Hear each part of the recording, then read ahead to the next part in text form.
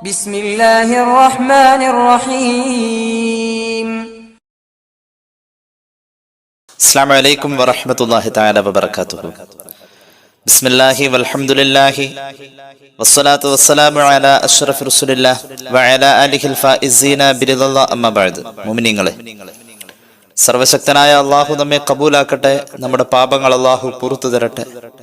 രോഗങ്ങൾ അള്ളാഹു ശിഫയാക്കട്ടെ. നമ്മിൽ നിന്നും മരിച്ചവരുടെ ഖബർ അള്ളാഹു സ്വർഗത്തിന്റെ സന്തോഷങ്ങൾ എത്തിച്ചു കൊടുക്കട്ടെ. നമ്മുടെയും കുടുംബത്തിന്റെയും സൃഷ്ട ആയുസ് അള്ളാഹു പൊരുത്തപ്പെട്ട വഴിയിൽ ഇസ്സത്തോടെ സന്തോഷത്തോടെ ജീവിച്ച് ഈമാൻ സലാമത്തായി മരിക്കാൻ സർവശക്തനായ അള്ളാഹു നമുക്കെല്ലാവർക്കും തൗഫീഖ് നൽകട്ടെ. പ്രാർത്ഥനയുമായി ബന്ധപ്പെട്ടിട്ടുള്ള ഒരു വിശകലനമാണ് കഴിഞ്ഞ ക്ലാസ്സിൽ നമ്മൾ ചർച്ച ചെയ്തിട്ടുള്ളത്. അള്ളാഹു റബ്ബുൽ ഇസ്സത്ത് നമ്മുടെ ജീവിതത്തിൽ തന്നിട്ടുള്ള ഏറ്റവും വലിയൊരു ഭാഗ്യമാണ് നമുക്കൊരു ആവശ്യം വന്നു കഴിഞ്ഞാൽ നമ്മൾ അള്ളാഹുവോട് ചോദിക്കുന്നു എന്ന ഒരു മനസ്സ് ഉണ്ടാവുക എന്നത്. കാരണം അത് മഹാന്മാരായ അമ്പിയാക്കളുടെ ക്വാളിറ്റിയാണ്. എന്നാൽ ഇത്രയും വലിയ ഒരു ഭാഗ്യം അല്ലെങ്കിൽ അങ്ങനത്തെ ഒരു സ്വഭാവം അള്ളാഹു തന്നുവെങ്കിൽ അതിന്റെ വിലയെ നമ്മൾ മാനിക്കേണ്ടതുണ്ട്. അങ്ങനെ ഒരു ശീലമില്ലാത്തവർ അത് തുടങ്ങുകയും വേണം. നമ്മുടെ ആവശ്യങ്ങൾ അള്ളാഹുവോട് ദുആ ചെയ്തുകൊണ്ടിരിക്കുക എന്നത് ഒരു ശീലമാക്കണം. അങ്ങനെ ഒരു സ്വഭാവം നിലവിൽ ഉണ്ട് എങ്കിൽ അള്ളാഹ് ആദരിച്ച ഒരു വലിയ അനുഗ്രഹമാണിത്. നമ്മുടെ ജീവിതത്തിൽ റബ്ബുമായി കൂടുതൽ അടുക്കുവാനും ജീവിതത്തിൽ ഒരുപാട് നേട്ടങ്ങൾ ദുനിയവിയായും ഉഖ്റവിയായും നേടിയെടുക്കാനും നമ്മൾ ദുആ ചെയ്യുന്ന ഒരു സ്വഭാവക്കാരനാണ് എന്ന അവസ്ഥ ഉണ്ടാക്കി തരുന്നതാണ്. നമ്മൾ കഴിഞ്ഞ ക്ലാസ്സിൽ പറഞ്ഞു, എങ്ങനെ കണക്ക് കൂട്ടിയാലും ദുആ ചെയ്യുന്നതിലൂടെ ഒരു മനുഷ്യന് ആ സമയം നഷ്ടമല്ല. ചോദിക്കുന്ന കാര്യം ദുനിയാവിലാവട്ടെ ആഖിറത്തിനാവട്ടെ നേടിയെടുക്കുക എന്നതിന് പുറമെ ഇന്റേണലായി പരോക്ഷമായി നമ്മൾ ദുആഇന് വേണ്ടി പ്രയോഗിക്കുന്ന വാക്കുകളും അതുപോലെ തന്നെയുള്ള സമയങ്ങളും നമുക്കൊരു പുണ്യകർമ്മമായി അള്ളാഹു പരിഗണിക്കുകയാണ്. അള്ളാഹു തൗഫീഖ് നൽകട്ടെ. നമ്മുടെ ഇടയിൽ പല ശീലങ്ങളും പലർക്കുണ്ട്. ചിലർ പറയും അയാൾ ഒരുപാട് ചായ കുടിക്കുന്ന ശീലം ഉണ്ട് എന്ന്. അത് എത്രയോ വർഷങ്ങൾ ഒരു മനുഷ്യ ആയുസ്സിൽ ബന്ധപ്പെട്ട് നിൽക്കുന്ന ശീലമാണ്. നമ്മുടെ ഇടയിൽ ചില ആളുകളുണ്ട് എപ്പോഴും ഇങ്ങനെ ചായ കുടിച്ചുകൊണ്ടിരിക്കുക. ചിലരുണ്ട് ഒരു ദുശീലമാണ് ബീഡി വലിക്കുക, എപ്പോഴും ഉണ്ടാവും. അദ്ദേഹത്തിന്റെ ജീവിതത്തിന്റെ ഒരു ഭാഗമായി, അദ്ദേഹത്തിന് അല്ലാതെ പറ്റൂല. അതുപോലെ തന്നെ കുറെ നല്ല കാര്യങ്ങൾ ചെയ്യുന്ന ആളുകളുണ്ട്. ഇപ്പോൾ കൂടെ ഉളു എടുക്കുക, അല്ലെങ്കിൽ കൂടെ ഏതെങ്കിലും അമലുമായി ബന്ധപ്പെട്ട ദിക്റില്ല, അങ്ങനെ കുറെ നല്ല കാര്യങ്ങൾ ചെയ്യുന്നുണ്ട്. എന്ന പോലെ ജീവിതത്തോട് ചേർത്ത് വെക്കേണ്ട ഒരു നല്ല ശീലമാണ് എപ്പോഴും ദുആ ചെയ്തുകൊണ്ടിരിക്കുക. എപ്പോഴും ദുആ ചെയ്തുകൊണ്ടിരിക്കുക നല്ല ശീലമാണ്. അങ്ങനെ ദുആ ചെയ്യുന്ന ആള് വെറുതെ ദുആ ചെയ്താൽ പറ്റില്ല. അതിന് കുറെ അദബുകളും കാര്യങ്ങളൊക്കെ ഉണ്ട്. തല മറച്ച് ഖിബിലയെ പരിഗണിച്ച് അങ്ങനെയൊക്കെ ഒരു ദുആ ചെയ്യാനായി മെനക്കെട്ട് നടക്കുക. അല്ലാഹു തആല തൗഫീഖ് ചെയ്ത നല്ലൊരു ശീലമാണിത്. അത് നബിമാരുടെ സ്വഭാവമാണിത്. ഈ എപ്പോഴും ഉളു വേണമെന്ന അവസ്ഥയെ കുറിച്ചൊക്കെ നമ്മുടെ തസവുഫ് ഇത്ര പറയാൻ കാരണം, എപ്പോ വേണമെങ്കിലും നമുക്ക് ദുആ ചെയ്യാൻ പറ്റുന്ന ഒരു ക്വാളിറ്റി നമ്മളിൽ ഉണ്ടാവണം. അള്ളാഹുവിന്റെ മുന്നിൽ എന്തും തുറന്നു പറയുന്ന ഒരു വലിയ അടുപ്പമാണ്. അല്ലെങ്കിലും അങ്ങനെയാണല്ലോ, രണ്ടാളുകൾ തമ്മിൽ ഏത് സങ്കടവും സന്തോഷവും അങ്ങോട്ടും ഇങ്ങോട്ടും തുറന്നു പറയുന്ന ഒരവസ്ഥ രണ്ട് മനുഷ്യർക്കിടയിൽ ഉണ്ടെങ്കിൽ അതിനർത്ഥം അവർ തമ്മിൽ വളരെ ആഴത്തിലുള്ള അടുപ്പമുണ്ടെന്നാണ്. അങ്ങനെ വന്നു കഴിഞ്ഞാൽ ഒരാൾക്ക് വരുന്ന വിഷമങ്ങളെ മറ്റേയാൾ തരണം ചെയ്ത് നിർത്താൻ കഴിയുന്ന ആളാണെങ്കിൽ അയാൾ സഹായിക്കും. എങ്കിൽ ഈ രണ്ടു പേർക്കിടയിലുള്ള അടുപ്പം നമുക്ക് നമ്മുടെ റബ്ബിനോട് ഉണ്ടാക്കാൻ പറ്റുന്ന ഏറ്റവും വലിയൊരു അവസരമാണ്. നമ്മൾ എപ്പോഴും ദുആ ചെയ്യുക. നമ്മുടെ സങ്കടവും സന്തോഷം എന്തൊക്കെയുണ്ട് അതൊക്കെ ദുആ ചെയ്യുന്നതോടുകൂടെ അള്ളാഹുവുമായിട്ടുള്ള കമ്മ്യൂണിക്കേഷൻ റബ്ബിലേക്ക് നമ്മെ അടുപ്പിക്കാണ്. അപ്പൊ നമ്മുടെ ആവശ്യങ്ങൾ എന്തെന്ന് അങ്ങോട്ട് പറയാതെ തന്നെ അവൻ നമ്മെ സഹായിക്കാണ്. പറയുന്ന ശീലം കൂടിയാൽ നമുക്ക് പൊതുവെ ഒരു സ്വഭാവമുണ്ട്. മറ്റൊരാളുടെ സങ്കടങ്ങൾ ഒരു പരിധിയിൽ കൂടുതൽ കേട്ടാൽ നമുക്ക് തന്നെ ദേഷ്യം വരും. കാരണം എന്താ, ഒരാളുടെ സങ്കടം ഇങ്ങോട്ട് കേൾക്കുക എന്നിട്ട് അതിന് നല്ലൊരു മറുപടി അങ്ങോട്ട് പറയാ എന്നത് യഥാർത്ഥത്തിൽ അവിടെ നടക്കുന്നത് അയാൾ കൊണ്ടുവരുന്ന കുറെ നെഗറ്റീവ് എനർജി നമ്മൾ സ്വീകരിച്ച് പോസിറ്റീവ് കൊടുക്കാൻ നമുക്ക് കഴിയണം. നമ്മുടെ കയ്യിലുള്ള പോസിറ്റീവിന് ക്ഷാമം വരുമ്പോഴാണ്, അയാൾക്ക് ഉത്തേജനം കിട്ടുന്ന പോസിറ്റീവ് എനർജി കൊടുക്കാൻ നമ്മുടെ മനസ്സിൽ ഇല്ലാതെ വരുമ്പോഴാണ് നമുക്ക് സ്വാഭാവികമായും അയാളുടെ വരവും പറയലും ഒരു വിഷമമായി തോന്നുന്നത്. നിങ്ങൾ ആലോചിച്ചിട്ടുണ്ടോ, നമ്മുടെ നാടുകളിൽ കേരളക്കരയിൽ അറിയപ്പെട്ടിട്ടുള്ള വലിയ വലിയ സയ്യിദന്മാരും വലിയ വലിയ പണ്ഡിതന്മാരും ഒരു ദിവസം അവരുടെ ചെവി കൊണ്ട് എത്ര സങ്കടം കേൾക്കുന്നുണ്ടെന്നറിയോ? കുട്ടികളില്ലാത്ത സങ്കടം പറയാൻ വരുന്നവൻ, തൊഴിലില്ലായ്മ, കുടുംബ പ്രശ്നം, കടബാധ്യത, ഇങ്ങനെ കുറെ കേട്ടിരിക്കുമ്പോഴും അദ്ദേഹത്തിന്റെ ഭാവത്തിൽ മാറ്റം വരുന്നില്ല. അദ്ദേഹം യഥേഷ്ടം ആ വരുന്ന ആളെ സന്തോഷിപ്പിക്കാൻ, സമാധാനിപ്പിക്കാൻ എത്ര നല്ല പോസിറ്റീവ് എനർജി അങ്ങ് കൊടുക്കുക. അപ്പൊ അത്രത്തോളം അദ്ദേഹത്തിന്റെ കയ്യിൽ അതിനൊരു സമ്പാദ്യമുണ്ട്. ഇദ്ദേഹത്തിന് എവിടെ നിന്നാണ് ഈ പോസിറ്റീവ് എനർജി കിട്ടിയത്? അദ്ദേഹത്തിന് റബ്ബുമായുള്ള ബന്ധത്തിലൂടെ. കാരണം റബ്ബുമായുള്ള ബന്ധമാണ് ഒരു മനുഷ്യനിൽ പോസിറ്റീവ് എനർജി ഉണ്ടാക്കുക, പ്രതീക്ഷകൾ ഉണ്ടാക്കുക. അതുപോലെ തന്നെ എന്താ പറയാ, നമ്മുടെ ജീവിതത്തിൽ ഉറപ്പുള്ള, ധൈര്യമുള്ള കാര്യങ്ങൾ ഉണ്ടാവുക. അള്ളാഹുവിനെ ഏൽപ്പിക്കുന്ന ആൾക്ക് ഒന്നും വേണ്ട എന്നാണല്ലോ പരിശുദ്ധ ഖുർആൻ പറഞ്ഞത്. അള്ളാഹു ആ മനുഷ്യനെ അങ്ങനെ വല്ലാതെ ധൈര്യവും സ്ഥൈര്യവും അതുപോലെ തന്നെ റബ്ബുമായുള്ള ആ ബന്ധത്തിൽ ധാരാളം പോസിറ്റീവായിട്ടുള്ള ചിന്തകളും കൊടുക്കുകയാണ്. അത് വരുന്ന ആളിലേക്ക് പങ്കുവെക്കലോടുകൂടെ വരുന്നവൻ വളരെ സമാധാനത്തോടുകൂടെ തിരിച്ചു പോകുന്നു. ഒരു 10ൽ കൂടുതൽ ആളുകളെ അറ്റൻഡ് ചെയ്യാൻ നമ്മുടെ സാധാരണ ബോധം സമ്മതിക്കില്ല. കാരണം നമുക്ക് അതിനു പോലും കഴിയില്ല എന്ന അവസ്ഥയാണ്. എന്താ ഇപ്പൊ നമ്മൾ അയാളോട് പറഞ്ഞു കൊടുക്കുക? എന്ത് പറഞ്ഞാൽ സമാധാനിപ്പിക്കുക? ഇവിടെ ഞാൻ പറഞ്ഞത്, നമുക്ക് റബ്ബിൽ നിന്നും ധാരാളം പോസിറ്റീവായിട്ടുള്ള ഒരു എനർജി നമ്മുടെ മനസ്സിന് കിട്ട വഴി, നമ്മൾ റബ്ബിനോട് അടുക്ക വഴി നമ്മുടെ 2 ലോകവും നമുക്ക് രക്ഷപ്പെടുത്താൻ പറ്റുന്ന ഒരു ശീലമാണ് എപ്പോഴും ദുആ ചെയ്യുക. എപ്പോഴും ദുആ ചെയ്യുക. നിങ്ങൾ കണ്ടിട്ടുണ്ടാവും മഹാന്മാരായ പാണക്കാട് സാദാത്യങ്ങളും ഒക്കെ, അല്ലെങ്കിൽ നമ്മുടെ മറ്റേതെങ്കിലും സാദാത്യങ്ങൾ, അവരുടെയൊക്കെ അടുക്കൽ നമ്മളൊരു വിഷയമായിട്ട് ചിലപ്പോൾ പെട്ടെന്ന് ഒരു ഫാത്തിഹ വിളിക്കുക, പെട്ടെന്ന് അങ്ങോട്ട് ദുആ ചെയ്യുക. എത്ര ദുആ ആയിരിക്കും ഒരു സദസ്സിൽ അവരിരുന്നു കഴിഞ്ഞാൽ നടക്കുക. അത്രത്തോളം നമ്മുടെ മഹാന്മാരായ പണ്ഡിതന്മാരും സയ്യിദന്മാരും ഒക്കെ ഈ ഒരു ശീലം കൊണ്ട് നടക്കും. നമുക്കും കഴിയും. നമുക്ക് അങ്ങനെ ഒരു ശീലം ഉണ്ടാവണം. അല്ലാഹു തൗഫീഖ് നൽകട്ടെ. ഒരുപാട് അദബുകളൊക്കെ ഉണ്ട്. ദുആ ചെയ്യുമ്പോൾ നമ്മുടെ കൈ ഇങ്ങനെ പിടിക്കാം. സയ്യിദുനാ റസൂൽ കരീം സല്ലല്ലാഹു അലൈഹി വസല്ലം തങ്ങൾ പഠിപ്പിച്ചതായി മഹാനായ ഇബ്നു അബ്ബാസ് റളിയല്ലാഹു അൻഹു പറയുന്നുണ്ട്, ഇദാ സഅൽതുമുല്ലാഹ ഫസ്അലുഹു ബിബുതൂനി അകുഫിക്കും വലാ തസ്അലുഹു ബിളുഹൂരിഹാ വംസഹൂ ബിഹാ വുജൂഹക്കും എന്ന് പുണ്യ നബി സല്ലല്ലാഹു അലൈഹി വസല്ലം ഇമാം അബൂദാവൂദ് ഇബ്നു മാജ ഒക്കെ ഈ ഹദീസ് ഉദ്ധരിക്കുന്നുണ്ട്. നിങ്ങൾ കൈകൾ മലർത്തി പിടിച്ചിട്ട് വേണം അല്ലാഹുവോട് ചോദിക്കാൻ. ഒരു യാചകന്റെ ഭാഷയാണിത്. ഇതൊരു യാചനയുടെ രൂപമാണ്. ഇങ്ങനെ കൈ മലർത്തി പിടിച്ചിട്ട് അല്ലാഹുവോട് ചോദിക്കാം. ഈ ചോദ്യം ഒരു യാചനയാണെങ്കിലും അതൊരു ബറക്കത്തുള്ള ചോദ്യമാണ്. ഈ കൈനീട്ടൽ അവിടെ അല്ലാതെ എവിടെയായാലും ബറക്കത്താവില്ല. ഇത് അല്ലാഹുവോടായതുകൊണ്ട് ഈ കൈ ബറക്കത്താണ്. ഇത് റബ്ബിലേക്ക് മലർത്തിയ കൈയാണ്. ഇത് റബ്ബ് കനിയേണ്ട കൈയാണ്. ആ കൈ നിങ്ങളുടെ ദുആ കഴിഞ്ഞാൽ മുഖം തടവാൻ ഉപയോഗിക്കണമെന്ന് സയ്യിദുനാ റസൂലുള്ളാഹി സ്വല്ലല്ലാഹു അലൈഹി വസല്ലം. അല്ലാഹു നമ്മെ അനുഗ്രഹിക്കട്ടെ. അല്ലാഹു നമുക്ക് തൗഫീഖ് നൽകട്ടെ. ആ കൈ ചോദിച്ചു കഴിഞ്ഞാൽ നമ്മുടെ മുഖത്ത് തടവാൻ, ആ തടവൽ പോലും പുണ്യമാണെന്ന് പഠിപ്പിക്കുകയാണ് സയ്യിദുനാ റസൂലുള്ളാഹി സ്വല്ലല്ലാഹു അലൈഹി വസല്ലം. ഇമാം അബൂദാവൂദ് ഇബ്നു മാജ ഒക്കെ ഉദ്ധരിക്കുന്നുണ്ട് ഹദീസ് റഹ്മത്തുള്ളാഹി അലൈഹി. ഏതായാലും ഒരുപാട് അദബുകൾ തലമറക്കണം. ഒളു ഉണ്ടാവുക, അതുപോലെ തന്നെ ഖിബല പരിഗണിക്കുക, സ്വലാത്ത് ചൊല്ല, ഹംദ് ചൊല്ല, അങ്ങനെയുള്ള ദുആവുമായി ബന്ധപ്പെട്ടിട്ടുള്ള അദബുകൾ, മുഅ്മിനീങ്ങൾക്ക് വേണ്ടിയുള്ള ഒരു വചനം അതിൽ പ്രാർത്ഥനയായി കടന്നു വരണം, മാതാപിതാക്കൾക്ക് വേണ്ടിയുള്ള ദുആ കടന്നു വരണം. അങ്ങനെ അങ്ങോട്ട് നിരന്തരം ദുആ ചെയ്ത് കഴിയുമ്പോൾ മനസ്സിന് വല്ലാത്തൊരു സംതൃപ്തി ഉണ്ടാവും. നമ്മൾ ചോദിച്ചത് കിട്ടിയില്ലെങ്കിൽ പോലും നമ്മൾ ആ ദുആ എന്ന് പറയുന്ന പ്രവൃത്തിയിലൂടെ വലിയൊരു സംതൃപ്തി നേടാറുണ്ട്, അല്ലേ? ആ മനുഷ്യനെ സംബന്ധിച്ചിടത്തോളം റസൂൽ പറഞ്ഞത് അവൻ ഒരു ഖൈറിൽ ആയി എന്ന, ലാ യസാലുൽ അബ്ദു ബിഖൈർ. ആ മനുഷ്യൻ ഒരു ഖൈറിലായി കൊണ്ടേയിരിക്കുകയാണ്. അവനൊരു ഖൈറിലായി, അവന് വലിയൊരു പുണ്യത്തിലായി, അവൻ വലിയ ഒരു നിലവാരത്തിലായി, അവനൊരു നല്ലൊരു വ്യക്തിത്വം ഉണ്ടായി. ആരെ കുറിച്ചായി പറഞ്ഞത്? ഇങ്ങനെ ദുആ, മനസ്സ് പൊട്ടി ദുആ എന്ന് പറയുമ്പോൾ നമുക്കൊരു സന്തോഷം, ഒരു സംതൃപ്തിയൊക്കെ മനസ്സിൽ നിന്ന് എന്തൊക്കെയോ അങ്ങോട്ട് ഭാരം ഇറങ്ങിപ്പോയ ഒരു അവസ്ഥ. അതിനെക്കുറിച്ച് റസൂൽ പറഞ്ഞെന്താ? ഖൈറിലായി എന്ന. ഖൈറിലായി നിമിഷങ്ങൾ കൊണ്ട് തകർത്ത് കളയുന്ന സ്വഭാവമുണ്ട്. ഏതുപോലെ എന്ന് ചോദിച്ചാൽ നമ്മൾ ഇവിടുന്ന് ഹജ്ജിനും ഉംറക്കൊക്കെ പോവാറുണ്ട്. പ്രത്യേകിച്ച് അള്ളാഹു നമുക്ക് ആ ഭാഗ്യം തരട്ടെ. കഴിഞ്ഞ കാലങ്ങളിലെ പോലെ അത്ര കണ്ട് എളുപ്പമായി കൊള്ളണമെന്നില്ല ഇനിയുള്ള അവസ്ഥ. എല്ലാം അള്ളാഹുടെ കയ്യിലാണ്. അള്ളാഹു അതൊക്കെ എളുപ്പമാക്കി തരട്ടെ. ഹജ്ജിനും ഉംറക്കൊക്കെ പോകുന്ന ആളുകള് ഞാൻ മനസ്സിലാക്കുന്നു, നമ്മളൊക്കെ അതിന്റെ നേതൃത്വത്തിൽ നിന്നുകൊണ്ട് ഉംറയ്ക്കും മറ്റുള്ള കർമ്മങ്ങൾക്കും ഒക്കെ കൊണ്ടുപോകുമ്പോൾ ഒരു വലിയ ഖാദിമിന്റെ റോളിലേക്കാണ് ഈ കൊണ്ടുപോകുന്ന ഉസ്താദും അതിന്റെ സംഘാടകരും ആകുന്നത്. അവിടെ ചെന്ന് കഴിഞ്ഞാൽ ഇവിടെ നിന്ന് പോകുന്ന ആളുകള് ശരിയായ ഒരു മനുഷ്യന്റെ സ്വഭാവം മുഴുവൻ കാണിക്കും.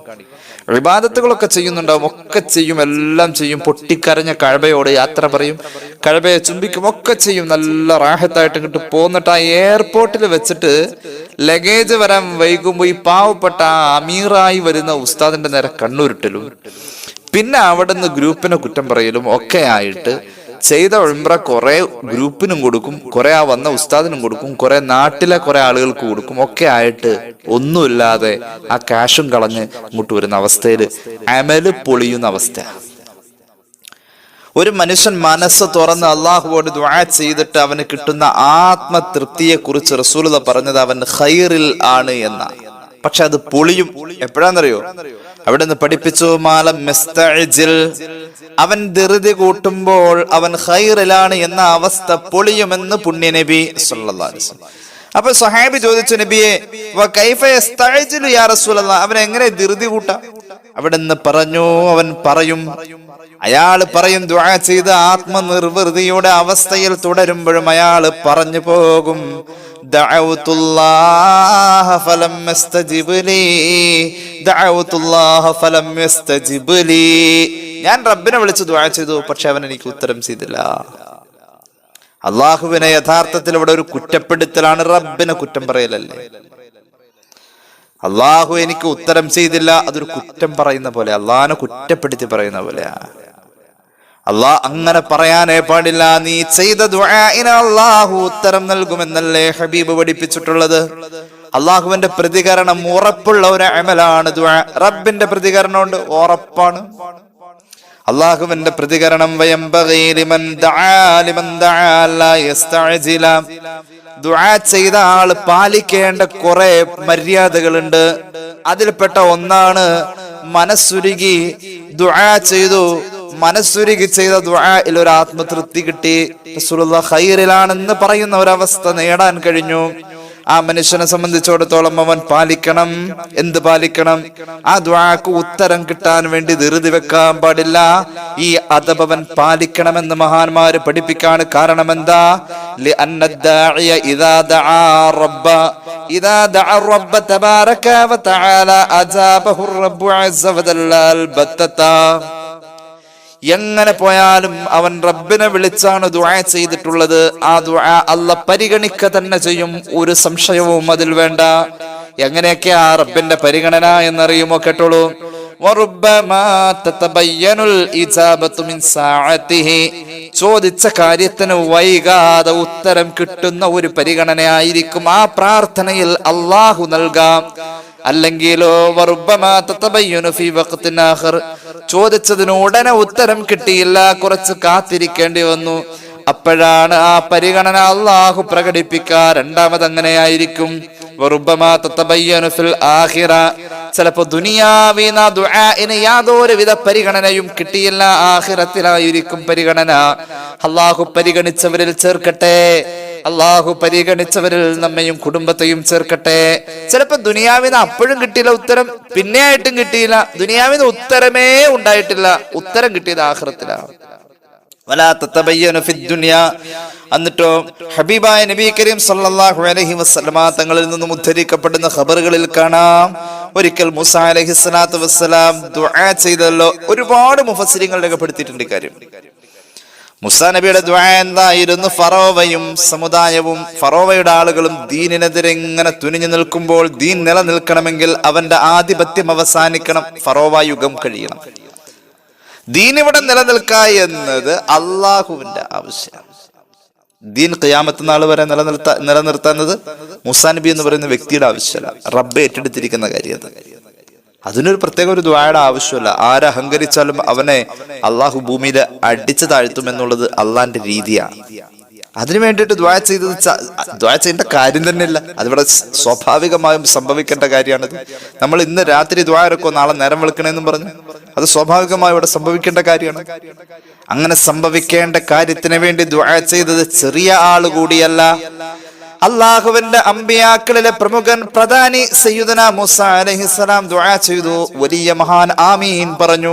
ഹാറൂൻ നബി അലൈഹിസ്സലാം ആമീനും പറഞ്ഞിട്ടുള്ള ആ മഹത്തായ ദുആ ഇവിടെ നടന്നു. ഫറോവയുടെ യുഗം അവസാനിക്കണം, ഫറോവയുടെ സാമ്രാജ്യത്വ ബോധം ഇവിടെ ഇനി ആർക്കും ഉണ്ടാവാൻ പാടില്ല, ആ യുഗം കഴിയണം എന്ന് പറഞ്ഞ് ദുആ ചെയ്തു. എന്നിട്ടോ ആ ദുആക്ക് മഹാനായ അമ്മന ഹാറൂൻ അലൈഹിസ്സലാം, ഹാറൂൻ നബി ആമീൻ പറഞ്ഞു. പക്ഷേ ഈ രണ്ടുപേർക്കും അള്ളാഹു വഹയ്യ് കൊടുത്തു. എന്താ വഹയ്യ്? പരിശുദ്ധ ഖുർആൻ സൂറത്ത് യൂനുസിൽ ഈ സംഭവം പറയുന്നുണ്ട്. അള്ളാഹു രണ്ടുപേർക്കും വഹയ്യ് കൊടുത്തു. ഖദ് ഉജീബത് ദഅവതുകുമാ ഫസ്തഖീമാ. ഹാറൂൻ നബി ആമീൻ പറഞ്ഞ പദത്തെ ഒരു ദുആഇന്റെ പരിഗണനയില, മൂസാ നബി ദുആ ചെയ്ത സാക്ഷാൽ ദുആഇന്റെ വാക്കുകളെയും ഒരു ദുആഇന്റെ പരിഗണനയില. രണ്ടുപേരുടെയും ദുആയാണ്. ഈ രണ്ട് മഹാന്മാരുടെ ദുആ അല്ലാഹു സ്വീകരിച്ചു, വഹ്യ് വന്നു. പക്ഷേ സ്വീകരിച്ച ദുആ ഇവിടെ നടപ്പായി കാണണമല്ലോ. ഇബ്നു അബ്ബാസ് റളിയല്ലാഹു അൻഹു പറയുന്നുണ്ട്, കാന ബൈന ദുആഇ വ ബൈന ഇജാബത്തി 40 സന. 40 കൊല്ലം കഴിഞ്ഞിട്ടാ ഈ ദുആ ഫലപ്പെട്ട് കണ്ടത്. 40 കൊല്ലം കഴിഞ്ഞിട്ടാ ഈ ദുആ ഫലപ്പെട്ട് കണ്ടത്. കാണണം, മനസ്സിലാക്കണം. അത്രത്തോളം അള്ളാഹു ഈ ദുനിയാവിൽ പരിഗണിച്ചാൽ തന്നെ വരുന്ന കാലയളവ് 40 കൊല്ലമൊക്കെ നമുക്കൊക്കെ കാത്തു നിൽക്കാൻ പറ്റുമോ? എങ്ങനെ സാധിക്കുമെന്ന് പറയാം. നമ്മുടെ ഒരു അവസ്ഥ ഒന്ന് ആലോചിച്ച് നോക്കി. ഇത്ര ക്ഷമയില്ലാത്ത ഒരു യുഗം. മനുഷ്യന്മാർക്ക് എവിടെയാ ക്ഷമ? ഒരു ഭക്ഷണം കഴിക്കുന്നിടത്തുനിന്ന് കൈ കഴുകാൻ ഒന്നിലധികം ആളുണ്ടെങ്കിൽ എത്ര വലിയ ആളാണ് കൈ കഴുകാൻ നിൽക്കുന്നതെങ്കിൽ പോലും പുറകെന്ന് വരുന്നവൻ ആ മുട്ടയി വെച്ചിട്ട് കുത്തുമുതുമേകാവട്ടെ. ഒരു ക്ഷമയില്ലാത്ത മനുഷ്യന്മാരുടെ കാലം. ക്യൂ നിൽക്കാൻ ക്ഷമയുണ്ടോ? സംവിധാനങ്ങൾ ഏറെക്കുറെ ഈ ക്ഷമയില്ലാത്ത മനുഷ്യന്മാരുടെ മുന്നിലേക്ക് തന്നെ അള്ളാഹു കൊടുത്തത് വലിയ കാര്യമായി. ഇങ്ങനെ ഒരു ക്ഷമ നഷ്ടപ്പെട്ട ഒരു കാലഘട്ടത്തിലാണ് നമ്മൾ ഓരോരുത്തരും. ഒരു വാഹനം കാത്ത് എത്ര ആൾ ക്ഷമിക്കും?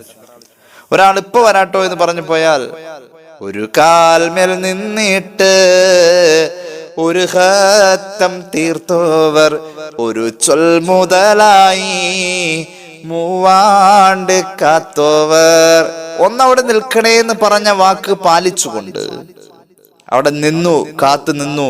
3 കൊല്ലം വരെ കാത്തു നിന്നു ഷെയ്ഖ് മുഹീദ്ദീൻ അബ്ദുൽ ഖാദിർ ജീലാനി ഖദ്ദസല്ലാഹു സിറഹു. അത്രയ്ക്ക് ക്ഷമ ഉണ്ടായിരുന്ന ഒരു സമൂഹം നമ്മുടെ മുന്നേ കഴിഞ്ഞു പോയിട്ടുണ്ട്. നാം ആലോചിച്ച് നോക്കാം. ഇനി കണ്ടോളൂ. മഹാന്മാർ പറയുകയാണ്, അല്ലാഹു റബ്ബുൽ ഇസ്സത്ത് ഒരു മനുഷ്യനെ ഇഷ്ടപ്പെട്ടു കഴിഞ്ഞാൽ ദുആഇന്റെ ഉത്തരം ഭൂമിയിൽ നടന്നു കാണാനത് വൈകിക്കുന്ന. കാരണം അവൻ ഇങ്ങനെ ആവർത്തിച്ച് ചോദിക്കുന്ന അള്ളാഹ്ക്ക് കേൾക്കാൻ ഇഷ്ട.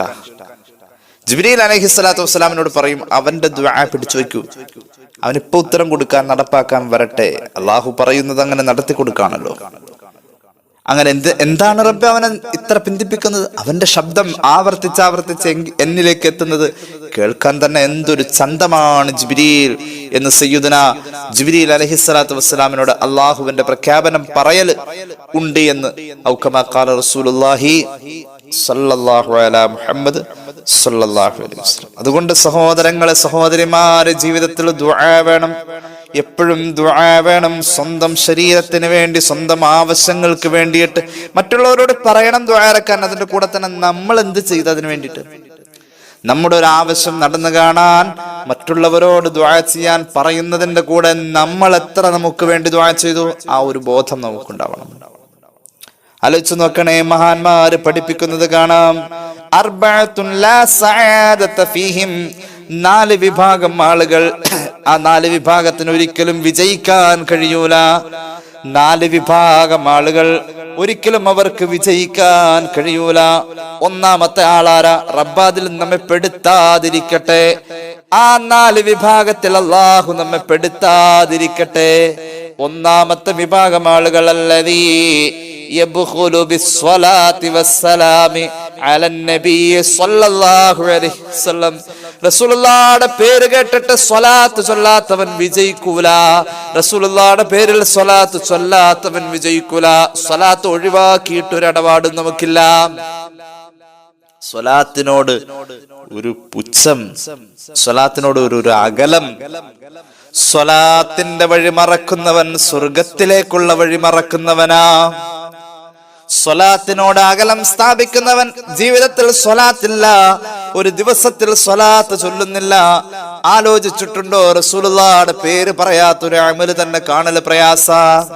നമാസോമേം അസാമേം കലിമേം ഔർ അർശ് പർ ഹർ ജാ ഖുദാ ने नाम तेरा नाम से अपना मिलाया है. എവിടെയും ഹബീബാണ്. വാങ്ക് വിളിക്കുമ്പോ നിസ്കാരത്തിൽ എല്ലായിടത്തും റസൂലുള്ളാഹിയുണ്ട്. കലിമ ചൊല്ലി ഒരാൾ ഇസ്ലാമിലേക്ക് കടന്നു വരുന്നോടത്തും ഹബീബുണ്ട്.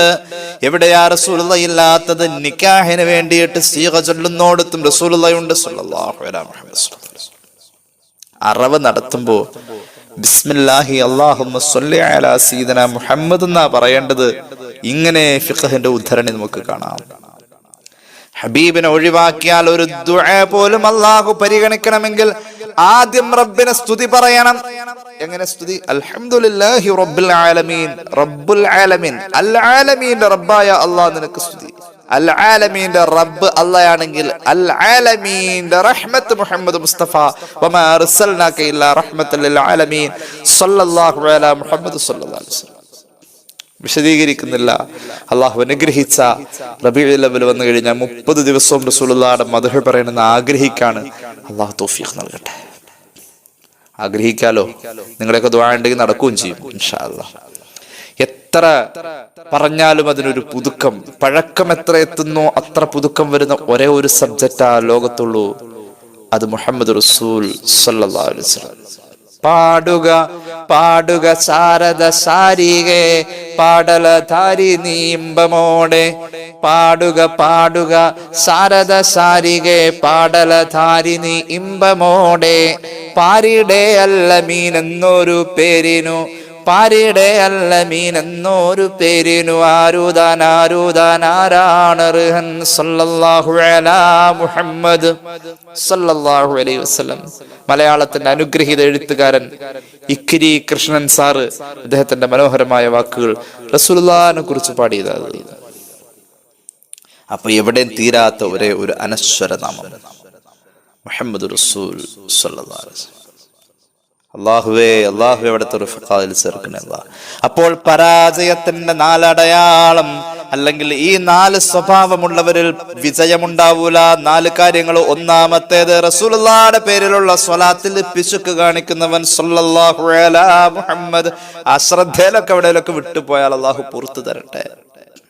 എപ്പോഴും സ്വലാത്ത് വേണം, എപ്പോഴും സ്വലാത്ത് വേണം, സ്വലാത്ത് വേണം. 5000-ഉം 6000-ഉം സ്വലാത്ത് ചൊല്ലുന്ന പലരെയും എനിക്കറിയാം. ഒരു ദിവസേ 1 കോടി സ്വലാത്ത് റസൂലുള്ളാഹിക്ക് വേണ്ടിയിട്ട് ഞാൻ ചൊല്ലുമെന്ന് തീരുമാനിച്ച ഒരു ചെറുപ്പക്കാരനുണ്ട്. അല്ലാഹു ദീർഘായുസ് കൊടുക്കട്ടെ. തമിഴ് സിനിമയിലെ ഒരു പ്രധാന കഥാപാത്രമായി എപ്പോഴും നിറഞ്ഞു നിൽക്കുന്ന വിജയ് എന്ന് പറയുന്ന ഒരു സിനിമാ താരത്തിന്റെ ഏറ്റവും വലിയ ഇഷ്ടക്കാരനായ, അതിന് വേറെ പ്രയോഗങ്ങളൊക്കെയാ ഉള്ളത്. ആ കോലത്തിക്കടെ കോലം കെട്ടി നടന്ന മോനാ 1 കോടി സ്വലാത്ത് റസൂലുള്ളാഹിക്ക് നിശ്ചയിച്ചത്. അവൻ നന്നായി. എൻ്റെ അഭിമന്യ സുഹൃത്ത് ഉസ്താദ് നൗഷാദ് ബാഖവിയുടെ ഏറ്റവും അടുപ്പക്കാരനായി. ഉസ്താദിന്റെ വയലൊക്കെ കേട്ടിട്ടാണ് സ്വലാത്ത് എല്ലാം തീരുമാനിച്ചത്. അപ്പോ അത്രത്തോളം സ്വലാത്തുമായി ലയിക്കുന്ന ഒരുപാട് മനുഷ്യന്മാരെ നമ്മുടെ പരിസരത്ത് കാണാൻ കഴിയും. അത്രത്തോളം സ്വലാത്ത് നമ്മുടെ ജീവിതത്തിൽ സ്വാധീനിക്കും. അല്ലാഹു തൗഫീഖ് ചെയ്യട്ടെ. സ്വലാത്ത് ജീവിതത്തിൽ നിന്ന് അകന്നാൽ ഉറപ്പിച്ചോ വിജയിക്കൂല, വിജയിക്കൂല, വിജയിക്കൂല. രണ്ടാമത്തെ കാര്യം അല്ലദീ ലാ യുജീബുൽ മുഅദ്ദിന. വാങ്ക് വിളിക്കുമ്പോൾ ശ്രദ്ധിച്ച് മുഅദ്ദിനിന് മറുപടി കൊടുക്കാത്തവന് വിജയമുണ്ടാവൂല. മറുപടി കൊടുത്തേ പറ്റൂ. മൂന്നാമത്തേത് മനിസ്തആന ബിഹി ഇൻസാനും ബിഖൈരിൻ ഫലാ യുഈനുഹു.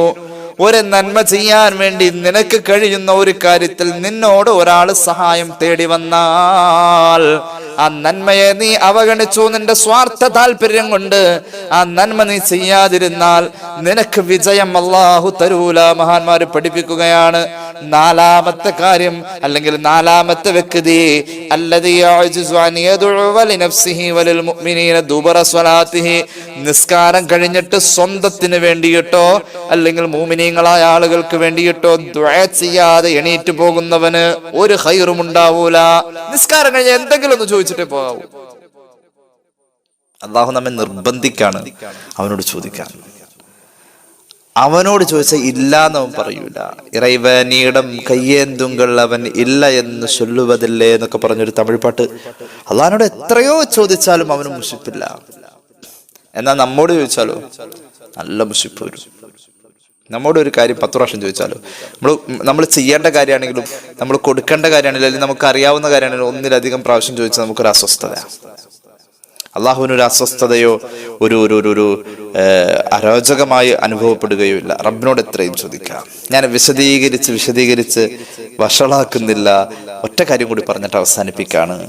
മഹാന്മാര് പഠിപ്പിക്കുന്നത് കാണാം, 7 അവസ്ഥകൾ, 7 കാര്യങ്ങൾ നമ്മുടെ ജീവിതത്തിൽ ഉണ്ടെങ്കിൽ 7 കാര്യങ്ങളിൽ നമുക്ക് എന്തുമാത്രം ശ്രദ്ധക്കുറവാണ് ഉള്ളത് എങ്കിൽ ആ 7 കാര്യങ്ങൾ കൊണ്ട് ഉണ്ടായിത്തീരാൻ പോകുന്നത് നമ്മുടെ ദുആ അല്ലാഹ് സ്വീകരിക്കൂല എന്ന അവസ്ഥയാണ്. പറയാം മഹാന്മാര് പഠിപ്പിക്കുന്നു. കുറെ ആളുകൾ വന്നിട്ട് പല ഹുക്കമാഇനോടും ചോദിച്ചിട്ടുണ്ട്. അപ്പൊ അവരുടെ മറുപടി ഇതായിരുന്നു. വലിയ പരിശുദ്ധ മതത്തിൽ വലിയ തത്വജ്ഞാനികളായ മഹാന്മാർ, അവരുടെ അടുക്കൽ ജനങ്ങൾ പലരും വന്നിട്ട് ചോദിച്ചു, മഹാന്മാരോട് ചോദിച്ചു അത്രേ, ഞങ്ങൾ ഒരുപാട് ദുആ ചെയ്യുന്നുണ്ട്, പക്ഷേ ഞങ്ങളുടെ ദുആഇനൊന്നും ഉത്തരം കാണുന്നില്ലല്ലോ. അപ്പോൾ മഹാന്മാർ അവർക്ക് കൊടുത്ത മറുപടി കേട്ടോളൂ. ഫലാ യുസ്തജാബു ലനാ വഖദ് ഖാലല്ലാഹു തആല ഉദ്ഊനി അസ്തജിബ് ലക്കും. അല്ലാഹു പറഞ്ഞിട്ടുള്ളത് പരിശുദ്ധ ഖുർആനിലുള്ളത്, എന്നെ വിളിച്ച് നിങ്ങൾ ദുആ ചെയ്താൽ നിങ്ങൾക്ക് ഫലം കാണുമെന്നല്ലേ. അങ്ങനെ റബ്ബ് പറഞ്ഞിട്ടുണ്ടല്ലോ. ഞങ്ങൾ ദുആ ചെയ്യുന്നു, എന്നിട്ടും ഞങ്ങൾക്ക് ദുആക്ക് ഉത്തരം കാണുന്നില്ലല്ലോ എന്ന് പറഞ്ഞപ്പോ മഹാന്മാര് കൊടുത്ത മറുപടി കേട്ടോളൂ.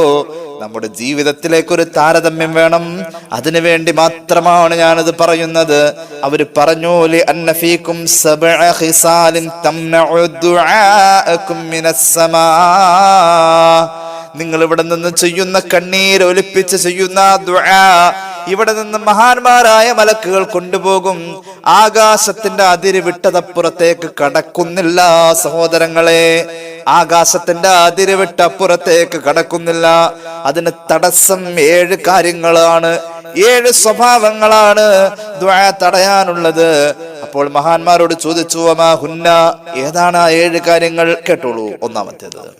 ഒന്നാമത്തേത് അവ്വലുഹാ ഇന്നകും അസ്ഖത്തും റബ്ബകും ഫലം തുതാലി ഫലം തത്ലുബു റിളാഹു. നിങ്ങൾ നിങ്ങളുടെ റബ്ബിനെ ദേഷ്യം പിടിപ്പിക്കുന്നവരാ, നിങ്ങൾ റബ്ബിന്റെ പൊരുത്തം തേടുന്നവരും അല്ല. പിന്നെ എങ്ങനെയാ ദേഷ്യപ്പെട്ടിരിക്കുന്ന ഒരാളോട് ചോദിച്ചാ കിട്ടാ? നിങ്ങൾ നിങ്ങളുടെ റബ്ബിനെ ദേഷ്യം പിടിപ്പിക്കാറില്ലേ? മനസ്സിലായില്ല. കുറച്ചുകൂടി വ്യക്തമാക്കി മഹാന്മാർ തന്നെ പഠിപ്പിക്കുന്ന എങ്ങനെയാ റബ്ബിനെ ദേഷ്യം പിടിപ്പിക്കാ. അന്നകും തഅമലൂന അഅമാലൻ തൂജിബു അലൈകുമുസ് സഖത മിനല്ലാഹി ബിഹാ. അല്ലാഹുവിന് നിങ്ങളോട് ദേഷ്യം തോന്നുന്ന പ്രവർത്തനങ്ങൾ നിങ്ങൾ ചെയ്യും, അതന്നെയാ റബ്ബിനെ ദേഷ്യം പിടിപ്പിക്കുക. നിങ്ങളാവട്ടെ റബ്ബിന്റെ തൃപ്തി നിങ്ങൾ തേടുന്നതുമില്ല. നിങ്ങൾ ചെയ്തു കൂട്ടിയ റബ്ബിന് ദേഷ്യം വരുന്ന കാര്യങ്ങളിൽ നിങ്ങൾക്ക് ഖേദവുമില്ല. അങ്ങനത്തെ ഒരു സ്വഭാവം നിങ്ങൾക്കുണ്ടോ? ഉദാഹരണം, സിനിമ കാണാം. അള്ളാഹ്ക്ക് ഇഷ്ടമുള്ള കാര്യമല്ലല്ലോ. അത് നിങ്ങൾക്ക് ഒരു സങ്കടവും തോന്നിയിട്ടുണ്ടാവില്ല. പിന്നെ അന്നത്തെ ദിവസം മുഴുവനും അത് കണ്ട സീൻ മുഴുവനായിരിക്കും മനസ്സിൽ. പിന്നെ എങ്ങനെ അള്ളാഹ് ഉണ്ടാവുക? എന്നിട്ട് വൈകുന്നേരം ഒരു ദ്വാരക്കും, എന്നിട്ട് കിട്ടിയിട്ടില്ല എന്ന് പരാതിയും പറയും. അപ്പൊ അള്ളാഹിനെ കുറ്റപ്പെടുത്തലുമായി, അള്ളാഹിനെ എതിർക്കലുമായി, അള്ളാഹിനെ അനുസരിക്കാതിരിക്കലുമായി. ഒരു ഉദാഹരണമാണ് പറഞ്ഞത്. പല ഉദാഹരണങ്ങളുണ്ട്, ഉദാഹരണങ്ങൾ ഒരുപാടുണ്ട്. കാരണം അത്രയും പാപങ്ങൾ നിറഞ്ഞിരിക്കുന്ന ഒരു കാലഘട്ടത്തിൽ ജീവിക്കുന്നതുകൊണ്ട് ഇത്തരം കാര്യങ്ങൾക്ക് ഉദാഹരണത്തിന് ഒരു പ്രയാസമല്ല.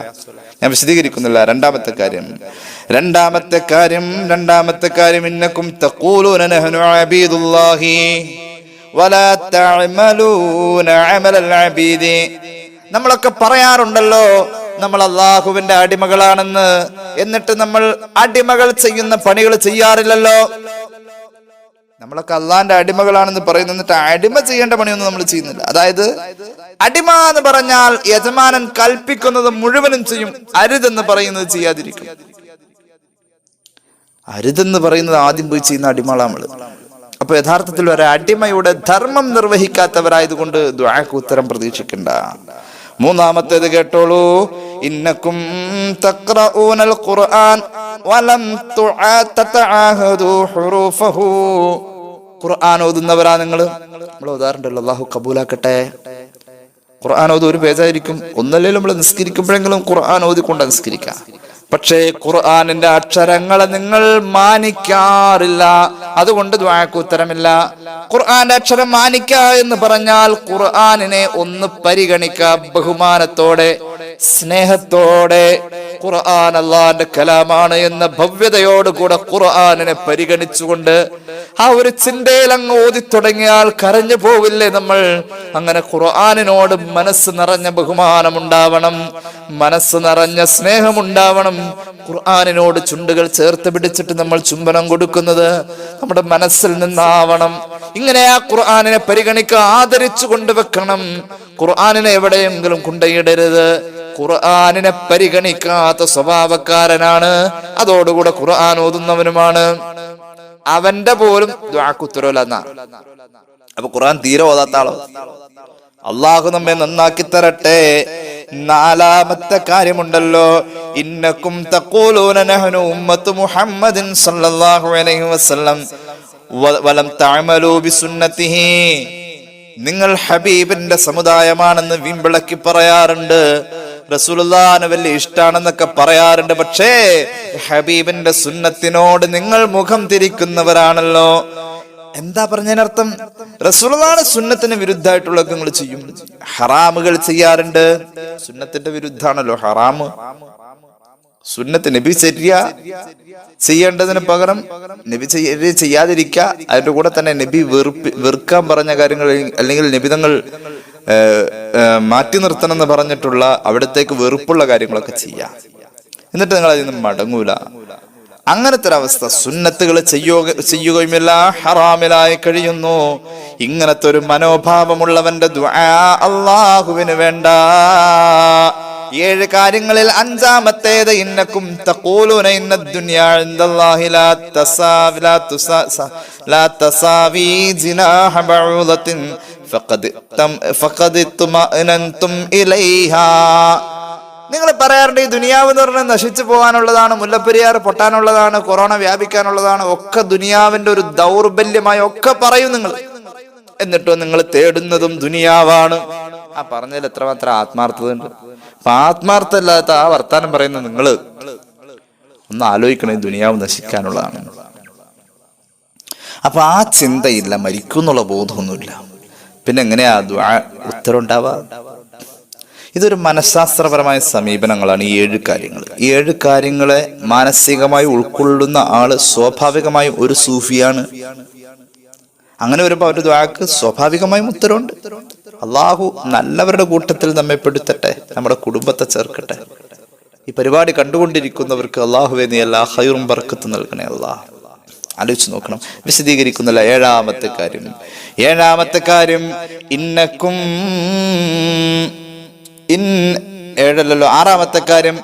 6ാമത്തെ കാര്യം ഇന്നക്കും തഖൂലൂന അന്നഹാ സായിലത്തും അഅമാലുക്കും അഅമാലുൽ മുഖീമീന ബിഹാ. നിങ്ങൾ പറയും ഈ ദുനിയാവിലെ എല്ലാ അനുഗ്രഹങ്ങളും നീങ്ങിപ്പോകും. എന്നിട്ടോ നിങ്ങൾ ഓരോ അനുഗ്രഹങ്ങളെയും കാണുന്നത്, ഇപ്പൊ ഒരു ഉദാഹരണം, സൗകര്യങ്ങൾ, നമ്മുടെ ജീവിത സൗകര്യങ്ങൾ, ഒരു വാഹനം, മറ്റുള്ള കാര്യങ്ങളൊക്കെ ആവശ്യമുള്ളതാണ്. അള്ളാഹു നിലനിർത്തി തരട്ടെ. എല്ലാം വേണമെന്ന് പറയും. പക്ഷെ ആ മനോഭാവത്തിൽ അള്ളാഹനെ മറന്നിട്ട് പിന്നെ നിങ്ങൾ ഇവിടെ നിങ്ങളുടെ ജീവിതം കണ്ടു കഴിഞ്ഞാൽ ഈ വേണമെന്ന് പറയുന്ന കാര്യങ്ങളൊക്കെ സ്വർഗത്തിൽ കിട്ടിയ പോലത്തെ ഒരു ചിന്തയാണ്. സ്വർഗത്തിലാവുമ്പോൾ നശിക്കോ നഷ്ടപ്പെടുമൊന്നുമില്ലല്ലോ. ഒരു വല്ലാത്ത അഹങ്കാരം അങ്ങ് വന്നു കൂടും. ഈ ദുനിയാവിൽ ജീവിക്കാൻ കിട്ടുന്ന നമുക്ക് ആവശ്യമുള്ള കാര്യങ്ങളെ കുറിച്ച് വലിയ സങ്കല്പങ്ങളും അതിലും മാത്രം നമ്മുടെ ലോകം എന്ന അവസ്ഥ റബ്ബിനെ അങ്ങോട്ട് മറക്കാം. ഇതൊക്കെ എന്നും നിലനിൽക്കുന്ന നിങ്ങൾ വിചാരിച്ച് ആ ഒരു മനോഭാവം ദുആഇന്റെ ഇജാബത്തിനെ തടയും. 7ാമത്തെ കാര്യം ഇന്നക്കും തഖൂലൂന ഇന്നൽ ആഖിറത ഖൈറും മിനദ് ദുനിയാ വലാ തജ്തഹിദൂന ഫീ ത്വലബിഹാ വതഖ്താറൂന ദുനിയാ അലൽ ആഖിറ. ആഖിറം എന്ന് പറയുന്ന ഒരു വിചാരം തന്നെ നിങ്ങൾക്കില്ല. നിങ്ങൾ പറയും ദുനിയാവ് നശ്വരമാണ്, ആഖിറം അനശ്വരമാണ്, പറയലേ ഉള്ളൂ. പക്ഷെ ആഖിറവുമായി ബന്ധപ്പെട്ട ഒരു ജീവിത വിശുദ്ധി നിങ്ങൾക്കില്ല. ഈ 7 മനോഭാവങ്ങൾ ദുആഇന്റെ ഇജാബത്തിനെ തടയുമെന്ന് മഹാന്മാര് പഠിപ്പിക്കാണ്. ചിന്തിച്ചു നോക്കണേ.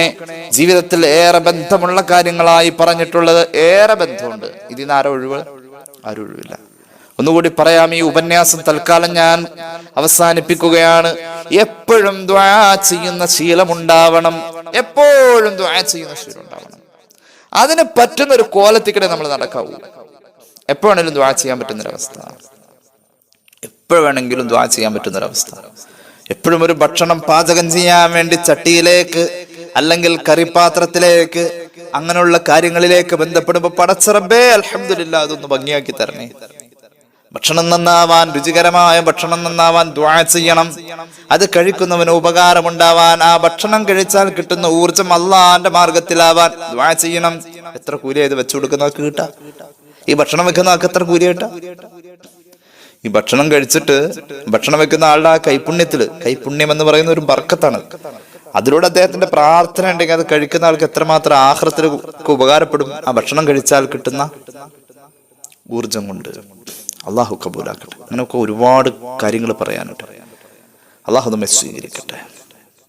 3 സ്വലാത്ത് ചൊല്ലി ദുആ ചെയ്യാം ഇൻഷാ അല്ലാഹ്. ഒരുപാട് ആളുകൾ ദുആരക്കാൻ പറഞ്ഞിട്ടുണ്ട്, കുറേയൊക്കെ എഴുതിയെടുത്തിട്ടുണ്ട്. എല്ലാം കൂടെ പറഞ്ഞ് ദ്വാരുന്ന കുറെ സമയം പോകും. ഇൻഷാ അല്ലാഹ് 3 സ്വലാത്ത് ചൊല്ലി ദുആ ചെയ്യാം. സല്ലല്ലാഹു അലാ മുഹമ്മദ് സല്ലല്ലാഹു അലൈഹി വസല്ലം, സല്ലല്ലാഹു അലാ മുഹമ്മദ് സല്ലല്ലാഹു അലൈഹി വസല്ലം, അല്ലാഹുമ്മ സ്വല്ലി അലാ മുഹമ്മദ് യാ റബ്ബി സ്വല്ലി അലൈഹി വസല്ലം. അൽഹംദുലില്ലാഹി റബ്ബിൽ ആലമീൻ. അല്ലാഹുമ്മ സ്വല്ലി അലാ സയ്യിദിനാ മുഹമ്മദിൻ വഅലാ ആലി സയ്യിദിനാ വമൗലാനാ മുഹമ്മദ്. അല്ലാഹുവേ ഞങ്ങളെ കബൂലാക്കണേ അല്ലാഹ്. റബ്ബേ ഞങ്ങളുടെ പാപങ്ങൾ പൊറുക്കണേ അല്ലാഹ്. രോഗങ്ങൾ ശിഫയാക്കുക അല്ലാഹ്. അറിഞ്ഞു ചെയ്ത അറിയാതെ ചെയ്ത, രഹസ്യമായി സംഭവിച്ച പരസ്യമായി സംഭവിച്ച എല്ലാ തെറ്റുകുറ്റങ്ങളും മാപ്പാക്കണേ അല്ലാഹ്. ദുആ കൊണ്ട് വസിയത്ത് ചെയ്തവർ ഒരുപാട് പേരുണ്ട്, കമന്റിലൂടെ എഴുതി അറിയിച്ചവരുണ്ട്, വാട്സാപ്പ് മെസ്സേജ് നിരന്തരം ചെയ്തുകൊണ്ടിരിക്കുന്നവരുണ്ട്. അല്ലാഹുവേ വിളിച്ചേൽപ്പിച്ചവരുണ്ട്, എഴുതി കത്ത് മുഖേന അറിയിച്ചവരുണ്ട്, നേരിട്ട് കണ്ടു പറഞ്ഞവരുണ്ട്. റബ്ബേ ഈ പരിപാടി കണ്ടുകൊണ്ടിരിക്കുന്നവരിലും ഇപ്പോഴും അവരുടെ മനസ്സിൽ ദുആ വസിയത്തുകളുണ്ട്. കബൂലാക്കുക അല്ലാഹ്, കബൂലാക്കണേ അല്ലാഹ്. ദുനിയാവിന്റെയും ആഖിറത്തിന്റെയും ആവശ്യങ്ങൾ ദുആക്ക് വസിയത്ത് ചെയ്തവർക്കും ഈ പരിപാടി കണ്ടുകൊണ്ടിരിക്കുന്നവർക്കും നീ നിർവഹിച്ചു കൊടുക്കണേ അല്ലാഹ്. ഞങ്ങളുടെ അമലുകൾക്ക് കബൂലിയത്ത് നൽകണേ അല്ലാഹ്. ഞങ്ങൾക്ക് അർഹതയില്ലാത്ത ആയിരക്കണക്കിന് അനുഗ്രഹങ്ങൾ നീ തന്നവനാണ് അല്ലാഹ്. നീ നിലനിർത്തി തരണേ തമ്പുരാനെ. റബ്ബേ ഞങ്ങൾ പാവങ്ങളാ, പാപികളാ. റബ്ബേ നിന്റെ കരുണ വേണമല്ലാ, സ്നേഹം വേണമല്ലാ. ദുആ കൊണ്ട് വസിയത്ത് ചെയ്ത രോഗങ്ങളൊക്കെ ശിഫയാക്കുക, സാമ്പത്തിക ആവശ്യങ്ങൾ നടത്തി കൊടുക്കുക, മക്കളുടെ വിദ്യാഭ്യാസം റാഹത്താക്കണേ അല്ലാ. ജോലിക്ക് വേണ്ടി അന്വേഷിക്കുന്നവർ, ഓടി നടക്കുന്നവർ, റബ്ബേ നീ വഴികൾ തുറന്നു കൊടുക്കണേ അല്ലാ. വിവാഹങ്ങൾ നടത്തി കൊടുക്കണേ അല്ലാ. നിന്റെ സഹായം എത്തിക്കണേ അല്ലാ. കുടുംബത്തിലെ പ്രശ്നങ്ങൾ, പ്രയാസങ്ങൾ മാറിക്കിട്ടാൻ ഐശ്വര്യത്തിനും ബർക്കത്തിനും വേണ്ടി തൗഫീഖ് നൽകണേ അല്ലാ. ഞങ്ങളുടെ പ്രിയപ്പെട്ട പ്രവാസികളെ അനുഗ്രഹിക്കണേ അല്ലാ. മരിച്ചുപോയവർക്ക് വേണ്ടി ദുആ ചെയ്യാൻ പറഞ്ഞേൽപ്പിച്ചിട്ടുണ്ട്. ഒരുപാട് പേരുടെ ആണ്ട് ദിവസങ്ങളാണ് ഈ കഴിഞ്ഞുകൊണ്ടിരിക്കുന്നത്. പലർക്കും വേണ്ടി ദുആ ചെയ്യാൻ പറഞ്ഞിട്ടുണ്ടല്ലോ. മരിച്ചുപോയ ആളുകൾക്കും നീ സ്വർഗം കൊടുക്കണേ അല്ലാ, സ്വർഗം കൊടുക്കണേ അല്ലാ. റബ്ബന റഹംഹും കമാ റബ്ബൗനാ സുഗാറാ ബിഫദ്ലി സല്ലല്ലാഹു അലാ മുഹമ്മദ് സല്ലല്ലാഹു അലൈഹി വസല്ലം, സല്ലല്ലാഹു അലാ മുഹമ്മദ് സല്ലല്ലാഹു അലൈഹി വസല്ലമ. അല്ലാഹുമ്മ സല്ലി അലാ മുഹമ്മദ് യാ റബ്ബി സല്ലി അലൈഹി വസല്ലം. അസ്സലാമു അലൈക്കും വറഹ്മത്തുള്ളാഹി വബറകാതുഹു.